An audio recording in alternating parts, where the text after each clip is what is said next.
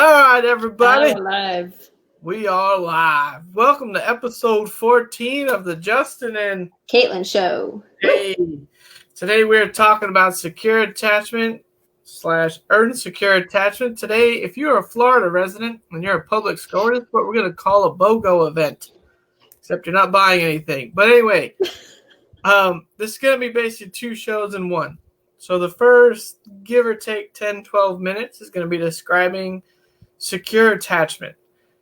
The rest of the show is going to be based on earned secure attachment. So if you've connected the past 3 weeks or so on the other attachment styles, being ambivalent, avoidant, or disorganized, or a combination, hang with us. The back end of the show is going to be describing what the journey of change looks like. Bear in mind, it is not linear. A lot is going on at the same time. Please do not come on today creating a task list of boxes to check off. It doesn't work like that. But there are things you can do. And if you're in therapy, whether with us or someone else, these are things you can bring up to them to try and work on. Today, in this first part, Caitlin is going to spend more time than we have on these early beliefs and how a secure attachment person thinks. The key to this attachment style is in the details. Those of you who are in the art, the beauty is in the details. People with secure attachment still get flat tires. They still have arguments with their wife or husband. They still have issues. But I really want to drive home what Caitlin's about to talk about, and she's going to take more time to really share this week on this. Mm-hmm. What it is that these people think as conflicts or situations arise, because that is the difference. Mm-hmm. We tend to think that they are part of the Avengers, and they're Iron Man and Wonder Woman and all these things. But they're not. They're people like us. But it's in how they think about situations that's the difference. So, Caitlin, why don't you kick us off? Sounds good. So, using consistency. Every week, we have answered 2 basic questions about attachment. First question always is, do you believe that you're worthy of love? The second question is, do you trust others to love you? And do you believe that they're even capable of doing that? Now, every week that we've answered those questions, at least one of the answers have been no, if not both of the answers. This time, with secure attachment, and again, not earned secure, but these are children that grew up in an environment where there was secure attachment, both answers would be yes. Now, this creates a drastically different foundation for them. Instead of there being a core fear, they actually have a core belief that there is hope. Cool. That's where we really need to slow down and focus on. It's just like Justin said, it doesn't mean that their lives are perfect. It doesn't mean that they somehow have this marriage where there's no disagreements and everything that comes out of their mouths, the other person completely agrees with and thinks it's the most amazing deal ever. It means that it means that there is this base belief that there is hope, reconciliation, and restoration will happen. So when disagreements occur, instead of being afraid that, okay, this person's going to abandon me, this is what's happened before, I know what's going to happen, they're like, oh, okay, so you have a different opinion. Well, let's talk it out. Mm-hmm. Because at the end of that conversation, they know beyond a shadow of a doubt that reconciliation will occur, restoration will occur, and if that person, let's say down the road, turns out to be an unsafe individual, let's say they're an adult now, they have secure attachment, they meet someone who turns out not to be the healthiest person, they also know they can protect themselves. And that they don't have to be a victim, that they know how, and they have that support system around them. So again, secure attachment really becomes a firm foundation for how they engage the rest of the world. It really, really becomes that foundation. And so as we continue talking about this, you'll see more and more in the details of how they do understand more of having a sense of self. There is that hope there. They've been taught to engage their emotions a little bit differently. And then through Earn Secure, we all learn how to do that. So Justin, why don't you take us back to really the childhood part and what this childhood would have looked like for someone with secure attachment? Yeah. Caitlin, real quick, your thing broke up for like 3 seconds. I don't know if someone maybe in the house is streaming Hulu or no idea. But going back to what you said about childhood, again, it doesn't mean the parents were perfect. It wasn't like they grew up in Disneyland and the Magic Kingdom and everything was always honky-dory perfect. It means the parent, more often than not, and the very much majority of the time, was attuned to the kid, the child. If the baby had wet or pooped their pants or was hungry, they were, again, within reason, very quick to want to change, and they're very warm and welcoming to that. As the child got older and was able to talk and express some kind of emotion, whether, again, it was a temper tantrum of anger or happy and all the things, being lonely and all that, bored. I mean, how many times you hear a kid say, I'm bored? But as a parent, they engage the conversation instead of shutting the kid down and give them that classic you should be seen and not heard routine kind of thing. My wife's Jamaican, so she got the whole fix your face routine. It's that whole be seen and not heard. Zip it, shut it, I don't care your negative emotions, take care of it. That didn't really happen in the secure attachment household. They welcomed the child or adolescent or whoever to share. Now, as a parent, that doesn't mean you're a doormat, that they can walk all over you, but you have an honest conversation as a parent. You can still say, well, I appreciate the fact you're upset and annoyed, but I still don't want you having a sleepover with your buddy's house and there's no parent there.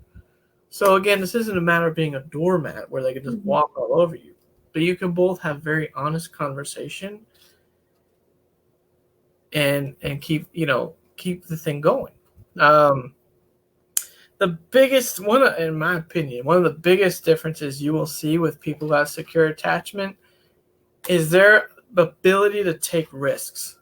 And I'm not talking about having a night of a bender of partying and doing cocaine or something. That's not a risk we want to promote.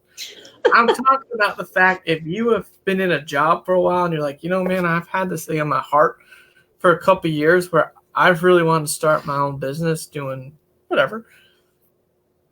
They are more apt to take the risk because they trust, even if they quote unquote fail at the business, that their friends, their loved ones, their spouse will be there to support them no matter what. They're not trying to earn their way to love by having a successful business, making their first million, doing this, getting some accolades in a newspaper.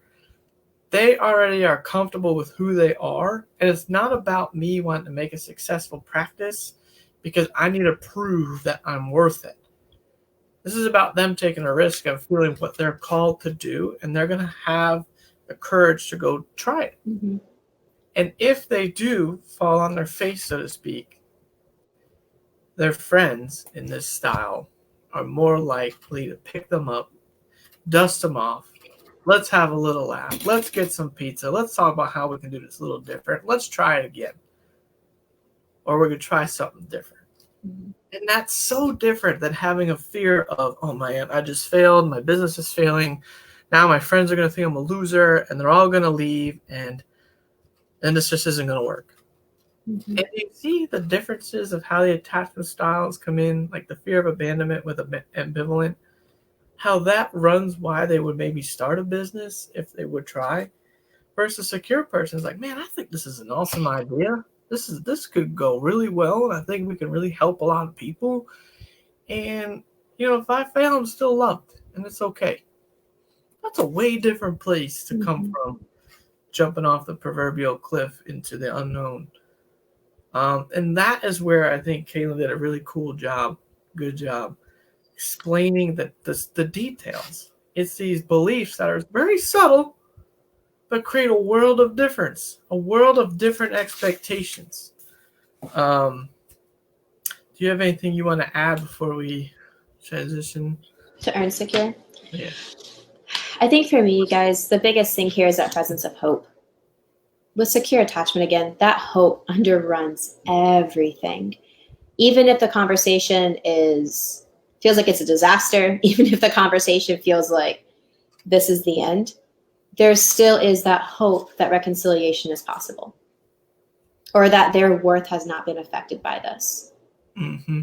And so that's the biggest thing. As we talk about our insecure attachment, as you start this healing process, you'll actually start to see where hope goes up.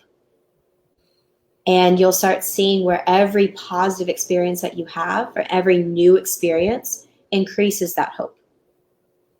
And I know sometimes, again, last week, we had a hard conversation about a lot of things, and it can feel very hopeless and very bleak. Mm-hmm. But that's not the end of the story. And so that's where, and Justin's going to start us off with our insecure attachment. That's where we're going with this, is now, okay, we don't have secure attachment. So what does that process look like? Yeah. So here we are. Your Publix BOGO deal is now kicked in. Your 2-for-1 show. Woo! Here's part 2. And this is where we're going to spend the majority of time tonight, because I think this is why people watch, people want to chime in. It's realizing, hey, man, last 3 weeks I've realized I'm more avoidant, I'm more ambivalent, maybe I'm disorganized, or I'm a combination. And I think just as people, we're wired of going, all right, how do we fix this? In America and the United States, we have this fast, cheap, and easy routine. That does not work here, okay, at all. No, it does not. The whole basically take a pill and this is all going to be better. This is not that. This is literal core work to who you are, how you were formed. I want people to recognize, before we jump into this heavy duty, this is a developmental journey. Okay, I want you to recognize and put yourself in the process. If I did get secure attachment as a kid, that started literally as an infant, and research shows even while you're in the womb, but let's just start as an infant. To then being a child, being in your childhood, adolescence, things got proven to you over time. Now, your attachment gets pretty locked in by age 3, but it still has to get proven over time and really solidified. And as we start this journey, you may be in your 30s, 40s, older, younger, and realizing, man, sometimes we're starting from scratch, and you're really starting from that quote-unquote infancy stage, and that's okay. Because we got to start somewhere. We got to start the walk somewhere. And that's, again, that hope idea. Okay, I'm starting from here. But if I walk long enough, my hope is to land in a much more secure place. We'll talk about this in a little bit. Remember, too, as you are changing your attachment style, trying to fight off a sneeze here. As you're changing your attachment style, it is literally threatening your survival instinct.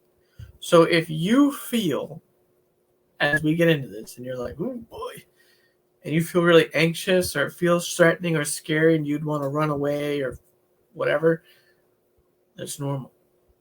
As a part, literally, this is your survival. Your attachment style, among a lot of other things, has formed your ability to live. I'm 30, I'll be 35 in December. 35 years it's been, if I do this, I survive. Now we come along as therapists poking and prodding around going, oh, maybe we could change this. That's horrifically scary. Because this whole secure attachment thing, you're like, hey, I don't know, it wasn't my norm. I don't know. It's scary. I tell people to give it an honest 2 years. Now, maybe more, but you have to realize this is a developmental deal. Give it an honest 2 years of being in therapy and challenging in ways Caitlin's about to jump into, and we're both going to continue building out. Give it 2 honest years to allow this to start taking root. It's like a plant. It takes a while to go from seed for it to germinate, to create a root system, to then sprout. Give it 2 years for that seed to start germinating and creating roots. And it's going to take you a while after that to grow the tree or the whatever you're growing to really fruit and bloom. But we can grow roots Now we got something to stand on. That is the secure part. We're in the soil. We're locked into the soil. And remember, those of you out there who are looking for the easy thing and thinking this is going to be some box checking operation, I'm going to say it again. We're going to go through a list. This list could be mixed up in any million ways. This is not a linear list at all. Please do not take notes on it and try and check off a bunch of boxes. It doesn't work like that. Me. But without further ado, Caitlin, can you take us into how being self-aware is a huge step in this change?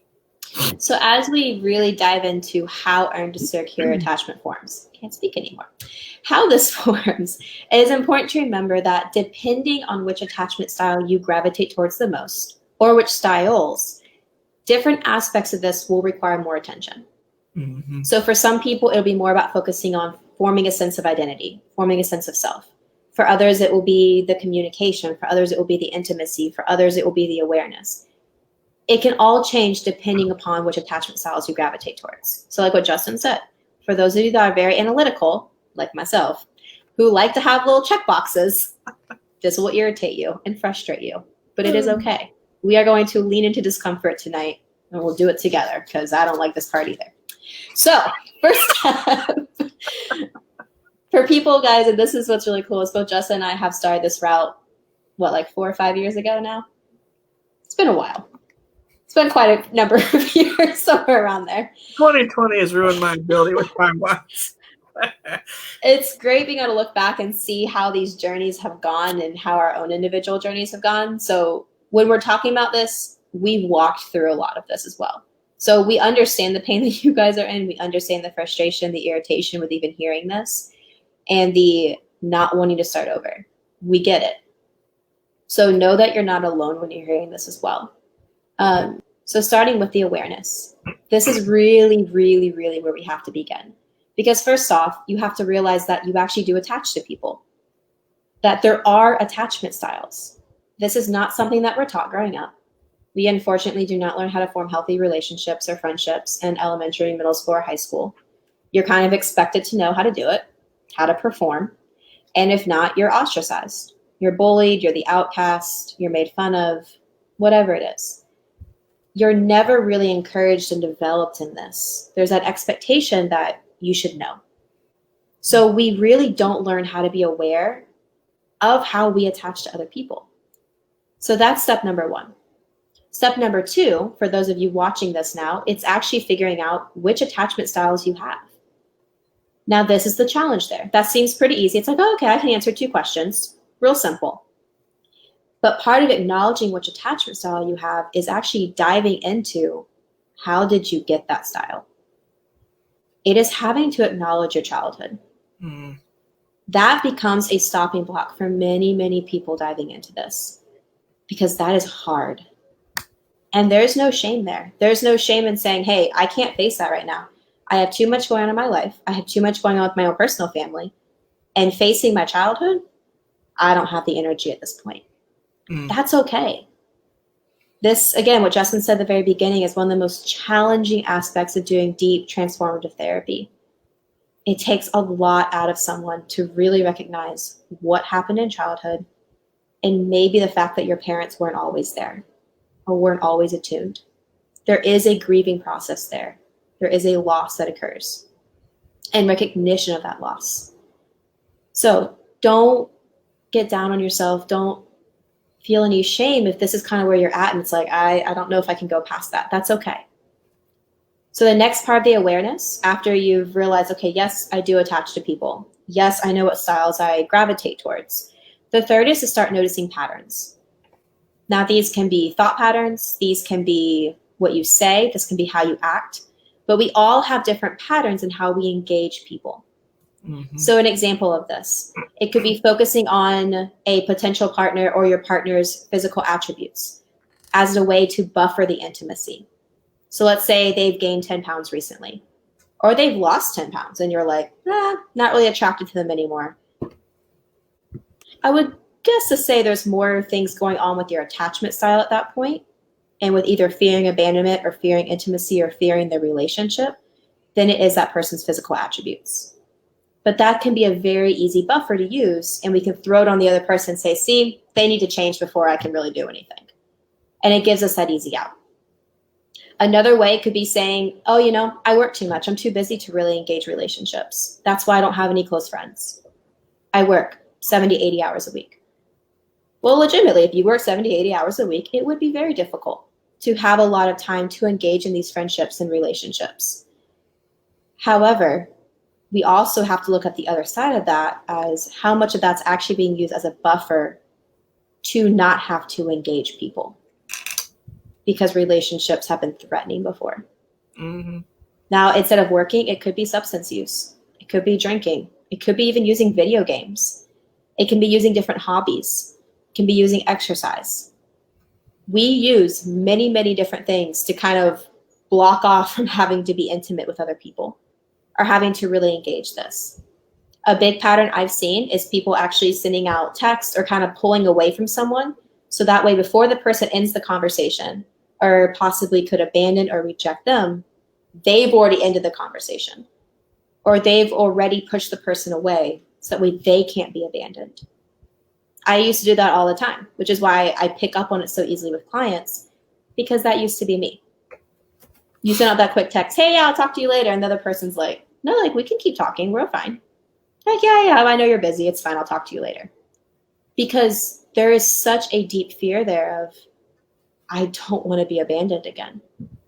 And for those of you who have been through really bad relationships, that fear can be very legitimate, where really bad things have happened with intimacy before.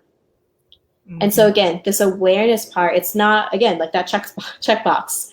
Awareness is very multifaceted.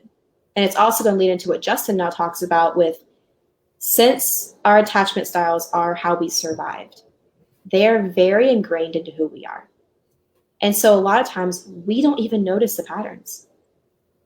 We don't even notice how much our attachment styles have affected our lives and are affecting our relationships. So this is why it's important to have that community of people that will actually challenge those. It's definitely not a journey you can do alone. I have tried. It is not possible. So Justin, why don't you talk more about that community aspect? Yeah, and I think one of the things to realize, playing off what you said there towards the end is, I use the idea, and I talked about this before in our show.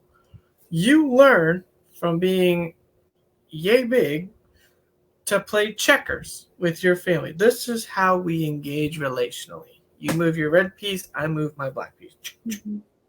I can jump over you. I know the rules of checkers. I know how to win. I know some strategy. I know how to play. That means you're, generally speaking, going to be around people. You start going to school and you start playing sports or start going to like band or doing whatever. You start making friends. Guess which friends you're going to make? The same friends that play checkers. Because when that guy or girl shows up and they play chess, you're like, wow, that looks really cool. I don't know why you have so many pieces and why they all look different, but if you want to come play checkers, this is what we do. And they're like, no, this is what I do. And here's why I say this. I know I say it a little bit jokingly, but my point is, in this journey, I call this the desert. This is the second major hurdle, and this is a huge one, of where people stop in the process of change. Because, again, I've said this before, this is my belief. I'm not saying this is totally true, but I believe one of their main fears and concerns is being lonely, and we'll do anything as people to avoid that feeling. Hence what Caitlin was mentioning, drugs and the venturing out and doing whatever, video games, numbing out. We don't want to feel alone or lonely. That said, I call it the desert. When you start therapy here, there's going to be a no man's land. Mine was 18 months. I'm not saying yours is that long. Okay, I was coming from probably behind the starting line, if we're honest. Your process may only be a couple months. I don't know, but there's no answer to this. But I do believe there is what I call no man's land, in a spot of a desert where you feel very alone. And you may literally be alone because you have a friend circle, a family circle, that majority of them will not come along for the ride of change. And that is brutally painful, and that is going to pull you back. That is going to be a major gut checkpoint of this journey. Hence why I said a lot of people stop here, because they don't want to go through that. And is there still changes you can make? Sure. It gets a little limited on long-term growth and transformation. So you're going to have to realize if you have 10 really close people, there may only be like one or two that comes along for the change. And if they were your inner core group of friends, they may end up moving out to like ring 3 or 4.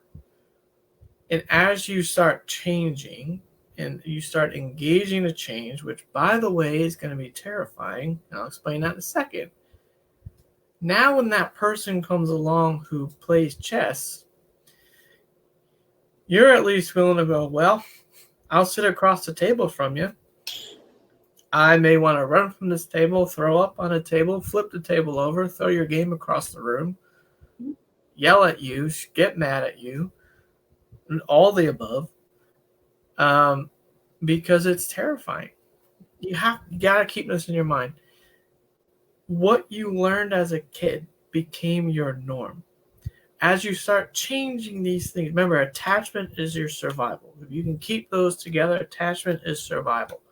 If you are being asked to change your survival, your brain is going, whoa, whoa, whoa, whoa, whoa. I don't know. Today's Wednesday. If we change this, are we going to live on Thursday? And I know that sounds dramatic, but those are the alarm bells that start going off. That's why your anxiety goes up. That's why the thoughts start running. That's where this starts occurring. We start pushing people away subconsciously in our behaviors. This is where it takes an immense, and I don't have any other word for this but courage. Because you just have to learn to lean in. It's going to feel completely counterintuitive. You're going to want to run away from that checkerboard or chessboard, that interaction with that new person. You're going to want to run to the hills.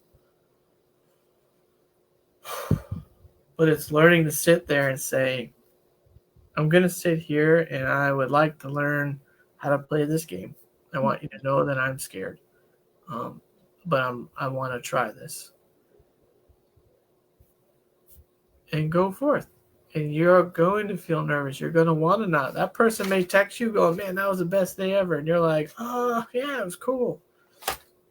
But your tendency is going to want to be to push away. This is where it gets very confusing. Because you're starting to have to change behaviors. And this is middle therapy stuff. This is a little bit further in the journey. This isn't your first month of therapy.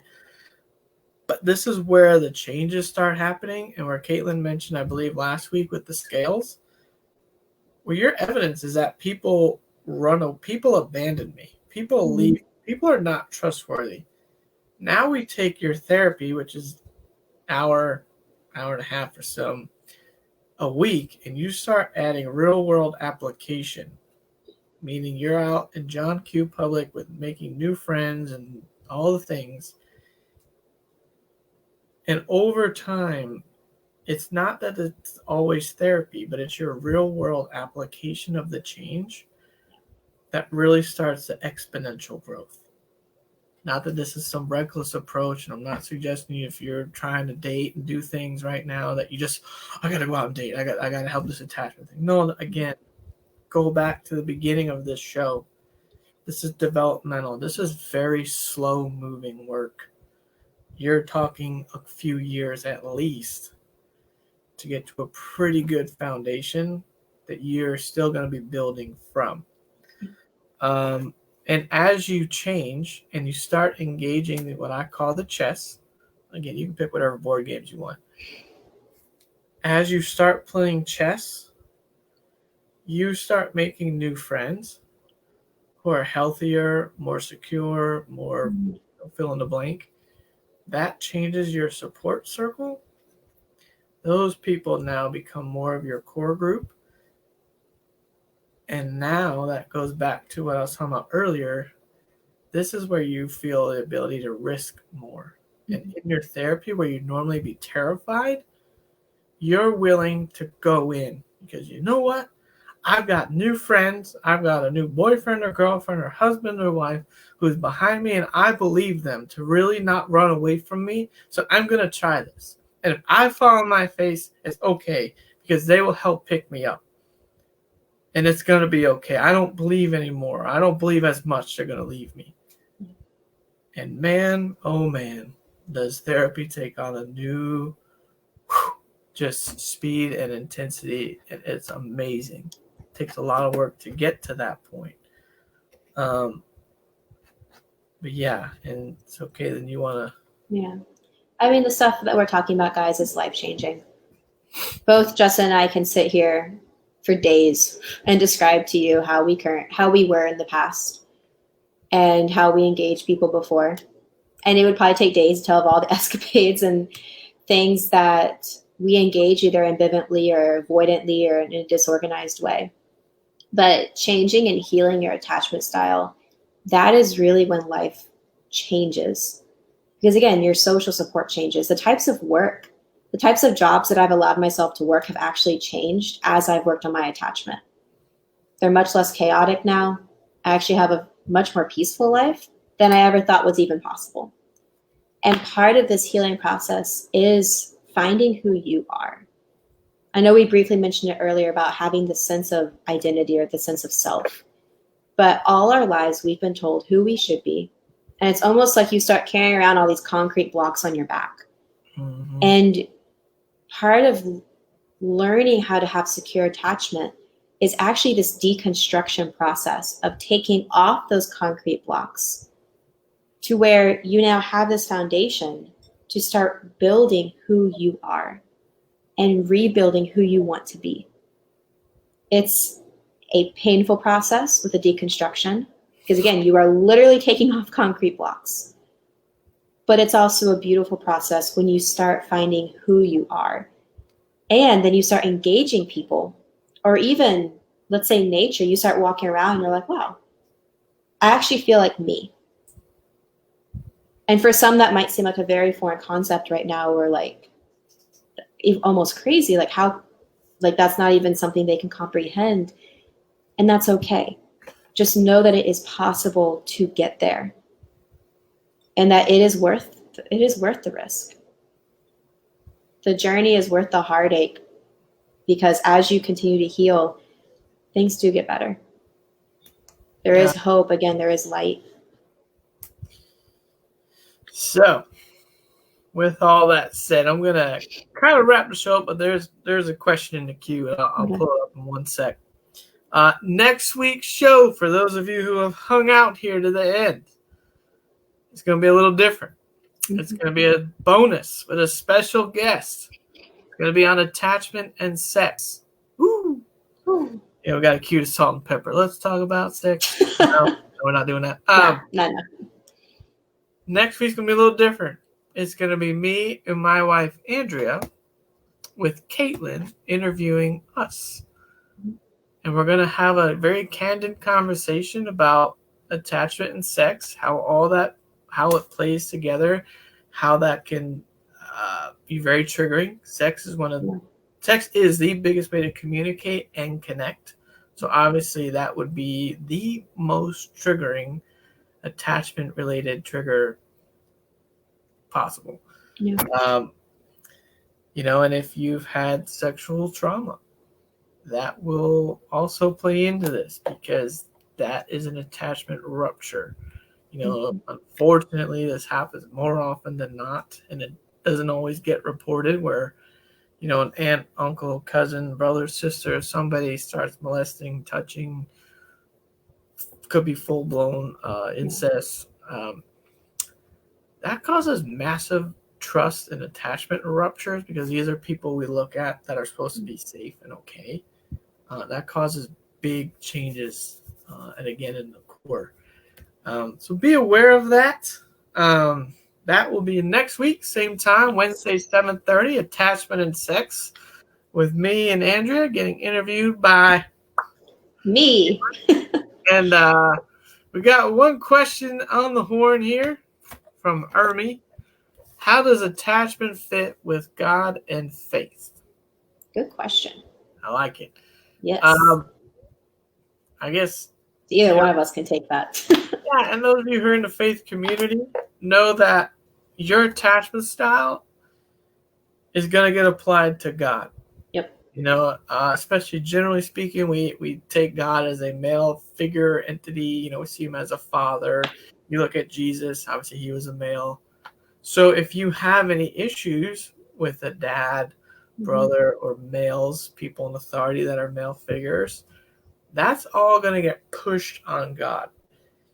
If you have, let's just pick a style, ambivalent, or you can avoid it. You know, like those things we described in those shows are 100% going to get applied to your relationship with God.